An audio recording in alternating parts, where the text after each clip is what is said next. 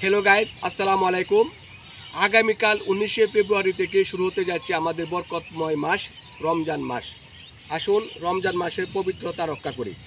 আসুন আমরা সবাই মানুষকে ভয় না করে আল্লাহকে ভয় করি। আল্লাহকে ভয় করলে আল্লাহর নৈকট্য লাভ করা সম্ভব হবে। কিভাবে মানুষকে ভয় না করব?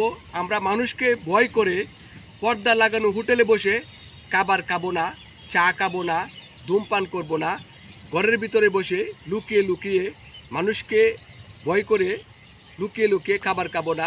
তবে সাহরের সময় আল্লাহকে ভয় করে আমরা খাবার খাবো প্রকাশ্যে, এবং আল্লাহকে ভয় করে আমরা ইফতার করব প্রকাশ্যে, সবার সামনে, সবাইকে নিয়ে। আসুন আমাদের সবাইকে যেন মহান আল্লাহ পাক পবিত্র রমজান মাসের সিয়াম সাধনা করার তৌফিক দান করেন। আমিন। আসসালামু আলাইকুম ওয়া রাহমাতুল্লাহি ওয়া বারাকাতুহু।